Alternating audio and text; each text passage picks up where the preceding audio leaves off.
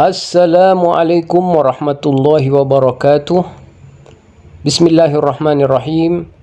Teman-temanku semuanya dimanapun kalian berada, pertama-tama terima kasih saya ucapkan telah berkunjung di channel saya, channel Teman Perjalanan, di mana channel ini akan selalu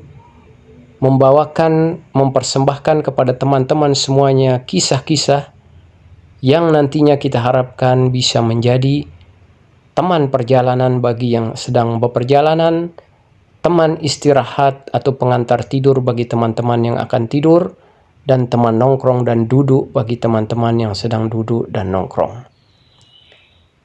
Pada kesempatan kali ini, saya akan mengetengahkan sebuah kisah yang terjadi di dua negara. Yang pertama di Arab Saudi, dan yang kedua di negara kita, negara Indonesia, di mana bintang dari cerita kita ini atau pemeran utama dalam kisah kita ini, kalau seperti dalam film, salah satu orang kaya di Saudi Arabia yang merupakan pengusaha yang terkenal dengan kekayaannya, dan bintang keduanya adalah seorang wanita solehah yang hidup di kampung, di salah satu kampung yang berada di dekat hutan di Indonesia, negara kita tercinta ini. Sebelum cerita ini kita mulai, marilah sama-sama kita bersolawat kepada baginda Nabi Muhammad SAW. Mudah-mudahan Allah senantiasa melimpahkan kepada kita keberkahan-keberkahan dan kebaikan-kebaikan, baik dalam kehidupan kita di dunia, lebih-lebih di akhirat kelak. Amin, amin ya rabbal alamin. Teman-temanku sekalian, seperti yang saya sampaikan tadi, bintang dari kisah ini adalah seorang yang kaya raya yang hidup di Saudi Arabia. Kita sebut saja Sultan Arab ini, kita beri dia nama Zaid. Zaid ini seorang pengusaha sukses yang memiliki banyak sektor usaha. Di antara sektor usaha yang dia miliki adalah usaha penjualan kayu gahru. Kayu gahru biasanya digunakan di negara Arab sebagai bahan yang digunakan untuk membakar dupa, di mana nantinya dupa ini mengeluarkan asap, dan asap itu digunakan untuk menjadi pengharum ruangan ketika orang-orang Arab, biasanya khususnya orang-orang kaya di antara mereka, ketika mereka sedang mengadakan acara atau akan didatangi oleh tamu, mereka membakar dupa dan menggunakan kayu gahru tersebut sebagai bahan bakarnya. Kemudian nanti keluarlah asap-asap yang memiliki wangi yang sangat luar biasa, yang digunakan untuk menjadi pengharum ruangan ketika tamu atau ketika ada acara-acara tertentu yang akan mereka lakukan. Tentunya wangi yang akan dikeluarkan oleh asap ini sangat ditentukan oleh jenis kayu gahru yang dijadikan bahan bakar daripada dupa tersebut. Oleh karenanya, para pengusaha kayu gahru biasanya mencari kayu-kayu berkualitas di hutan-hutan yang ada di beberapa negara. Sultan Arab yang sukses ini yang tadi kita sebut, kita kasih nama Zaid. Dia berumur kurang lebih 70 tahun, atau tepatnya kalau tidak salah 67 tahun. Memiliki seorang istri yang sudah sakit-sakitan, dan memiliki beberapa anak dan beberapa putri. Namun yang disayangkan, anak-anaknya walaupun mereka adalah orang yang berbakti, tidak begitu mengerti kebutuhan daripada ayahnya walaupun sudah tua. Namun karena kondisi ibunya yang sakit, tentunya dia membutuhkan pendamping hidup yang akan memberikan dia beberapa kebutuhan-kebutuhan yang tidak mungkin diberikan oleh anak-anaknya. Suatu ketika Zaid, Sultan Arab yang sukses ini, ingin mencari kayu gahru yang berkualitas, dia memutuskan untuk pergi ke Indonesia dan mencari kayu gahru di hutan-hutan yang ada di Indonesia. Singkat cerita, berangkatlah Zaid, Bapak Zaid, pengusaha sukses ini, ke Indonesia. Kemudian Di sana seperti kebiasaan orang-orang yang ada di hutan yang di Indonesia yang menjual kayu-kayu gahru, mereka biasanya menjual satu pohon gahru penuh. Ada yang sudah berumur puluhan tahun yang merupakan warisan dari nenek moyang mereka. Mereka menjual satu pohon penuh yang nantinya akan dipotong-potong dan diolah menjadi kayu gahru sebagai bahan bakar dupa seperti yang saya sebutkan tadi.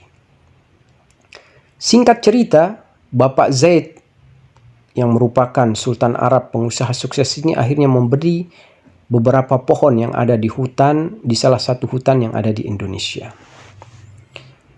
Setelah pohon itu ditebang, kebiasaan yang ada di tempat penebangan tersebut, setelah proses penebangan dilakukan, tentunya nanti pohon tersebut dipotong-potong kecil-kecil, kemudian dibersihkan oleh masyarakat sekitar yang kurang mampu yang hidup di pemukiman di sekitaran hutan tersebut. Mereka yang mempersembahkan jasa pembersihan sebagai sumber mata pencaharian mereka. Biasanya mereka adalah keluarga-keluarga miskin yang menjadikan salah satu sumber mata pencahariannya adalah memberikan jasa pembersihan kayu-kayu yang sudah ditebang untuk dijadikan kayu gahru yang menjadi bahan bakar dupa. Ketika kayu itu sudah dipotong, pohon itu sudah dipotong dan akan dibersihkan, Bapak Zaid yang merupakan Sultan Arab ini pun ikut melihat proses pembersihan itu. Kebetulan proses pembersihannya dilakukan di salah satu keluarga yang bermukim di sekitaran hutan tersebut, yang terdiri dari seorang ayah yang sudah sangat tua, memiliki beberapa orang putri, dan cucu-cucunya ada di rumah yang kecil itu.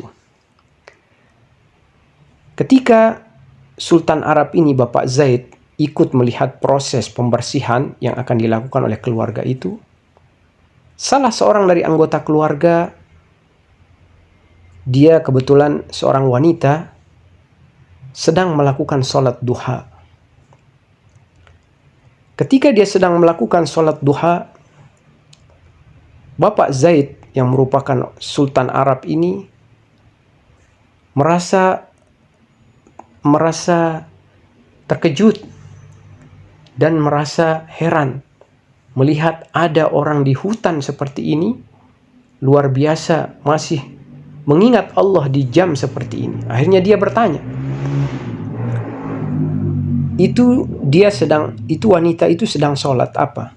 Akhirnya dia diberitahu dia sedang sholat duha. Kemudian setelah dia diberitahu dia sedang sholat duha, subhanallah, orang kaya ini pun merasa tertarik dengan kesolehan dari wanita tersebut yang sedang melakukan sholat duha. Mungkin hal seperti ini jarang dilihat di tanah Arab oleh pengusaha sukses Bapak Zaid ini. Akhirnya dia bertanya, apakah wanita itu memiliki suami? Kemudian dia dijawab, dia adalah seorang janda yang sudah bercerai. Kemudian dia bertanya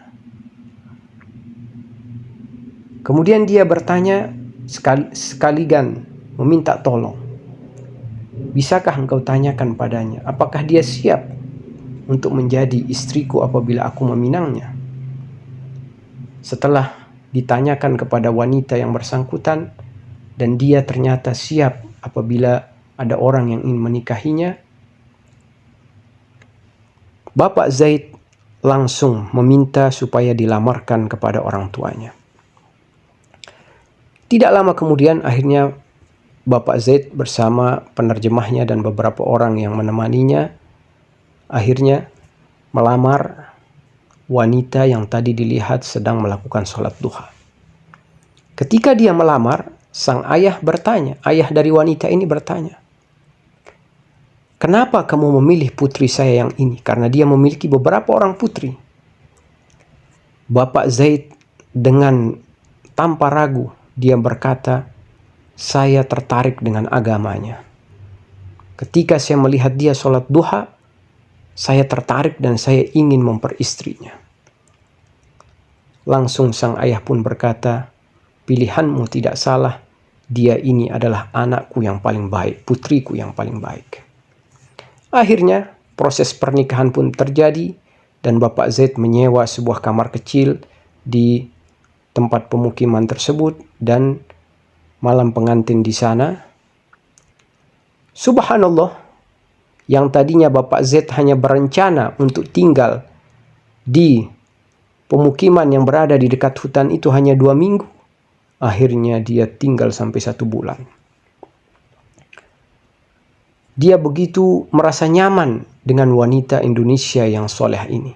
Padahal dia seorang janda dan sudah tidak muda lagi, mungkin berumur 40 tahun ke atas atau mendekati 50. Wallahu alam.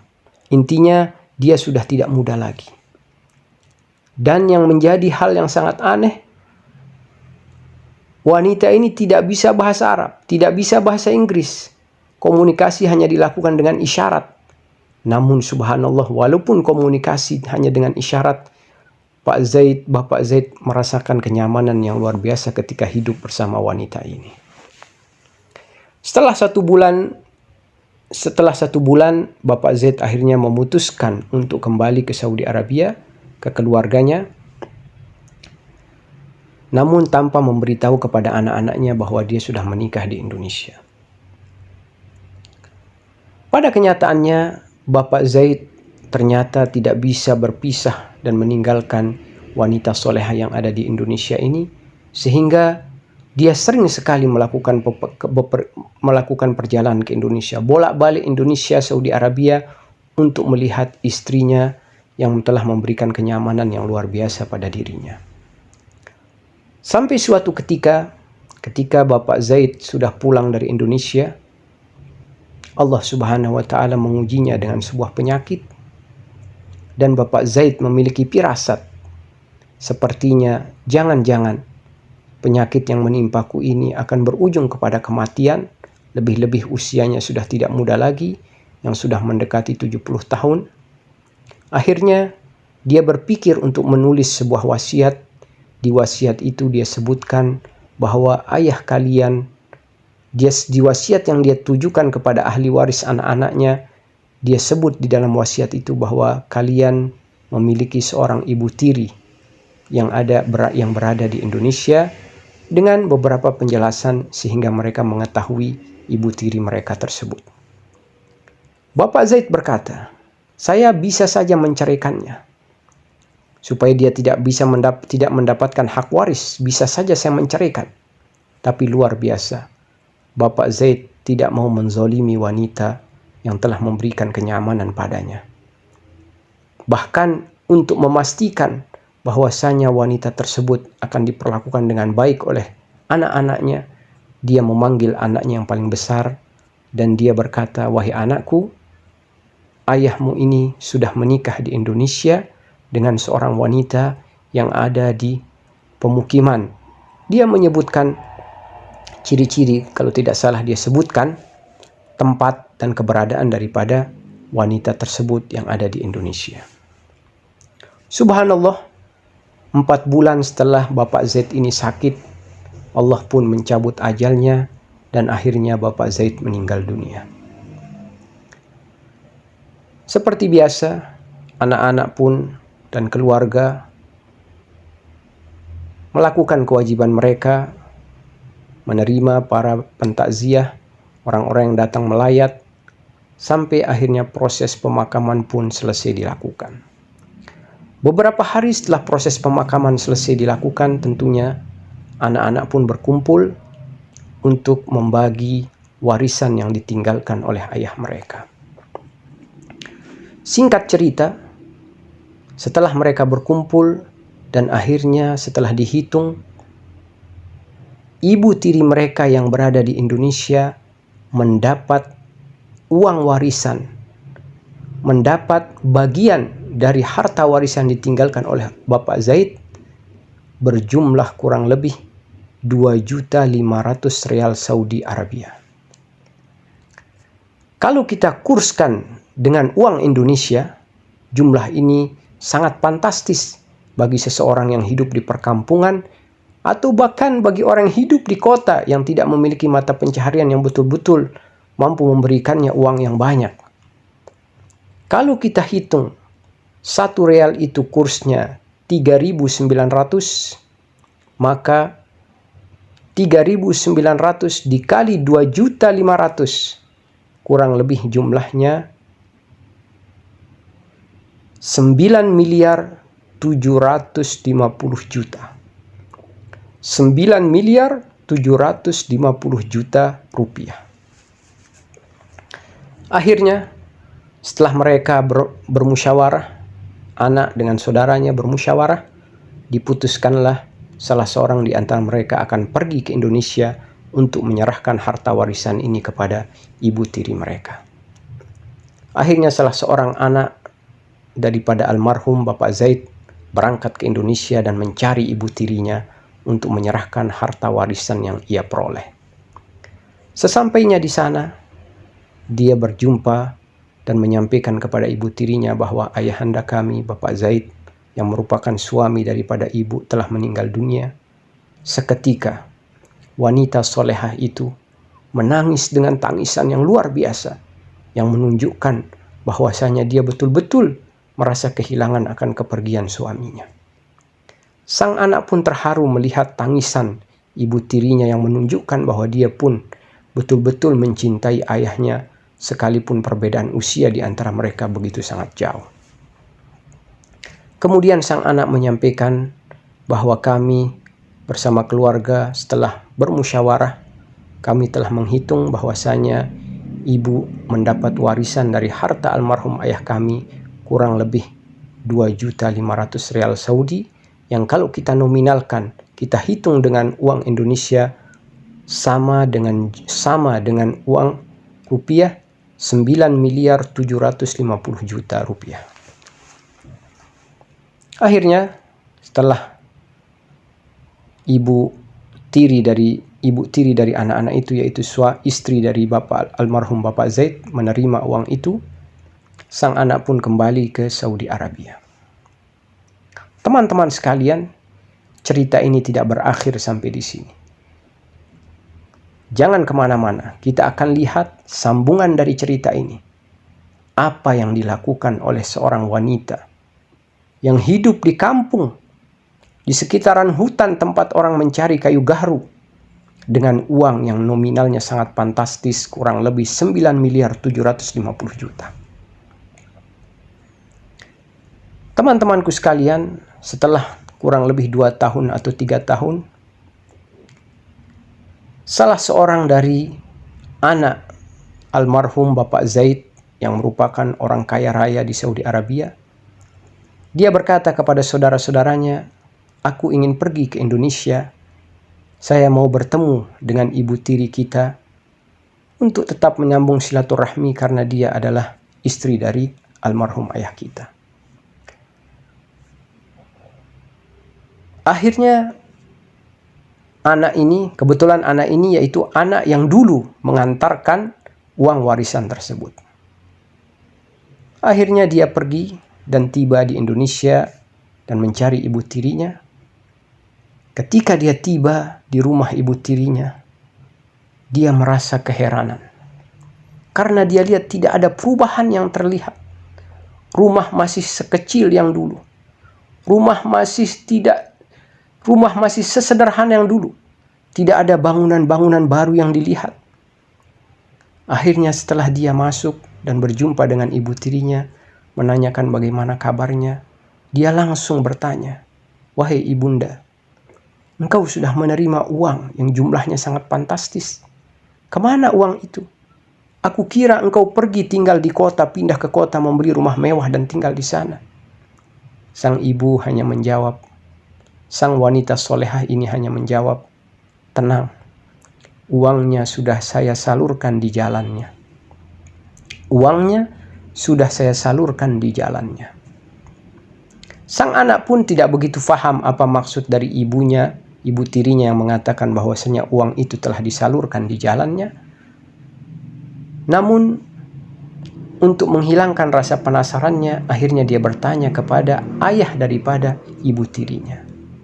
Dia mengatakan, wahai pamanku, kemana uang warisan yang diterima oleh ibu tiriku ini? Kemana uang itu?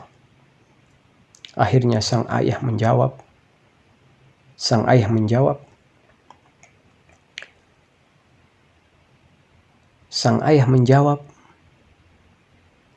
ibu tirimu sudah membangun pesantren Al-Quran dengan uang warisan itu. Pesantren Al-Qurannya diberi nama dengan nama ayahmu atau suami dari ibu tirimu. Ada pesantren Al-Quran putri dan ada pesantren Al-Quran putra. Kemudian ibu tirimu menggunakan uang itu, dia bangun pertokoan, dan hasil dari toko itu diserahkan, diwakafkan untuk kepentingan imam masjid, untuk kepentingan orang-orang yang berdakwah di jalan, menyeru di jalan Allah. Tidak cukup sampai di sana. Semua keluarga-keluarga yang miskin yang hidup di tempat kami ini, setiap kakak diberikan $1.000 oleh ibu tirimu.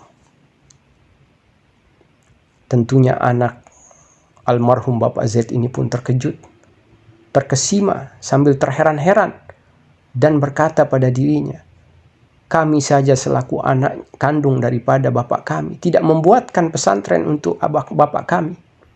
Subhanallah, ibu tiri kami ini yang hanya sebentar berumah tangga dengan ayah kami, berbuat sampai seperti ini kepada ayah kami. Kita bisa bayangkan betapa beruntungnya Bapak Zaid ketika menikah dengan wanita solehah yang dia jumpai di sebuah perkampungan yang ada di sekitaran hutan di salah satu daerah di Indonesia ini. Teman-teman sekalian, tentunya kisah ini memberikan kita sebuah pelajaran bahwasanya almarhum Bapak Zaid ketika dia menikahi wanita itu, dia melihat agamanya. Sehingga dengan izin Allah, niatnya yaitu ingin menikahi wanita yang solehah setelah dia meninggal dunia.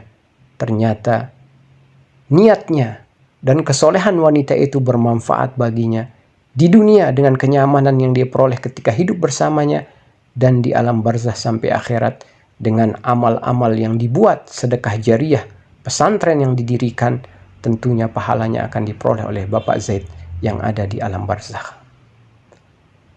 Teman-temanku sekalian, mudah-mudahan kisah ini bisa menghibur dan memberikan manfaat bagi kita. Jangan kemana-mana, tetap berada di channel kami, channel Teman Perjalanan. Insya Allah di video-video selanjutnya masih akan ada cerita-cerita lain. Sekian dan terima kasih. Wassalamualaikum warahmatullahi wabarakatuh.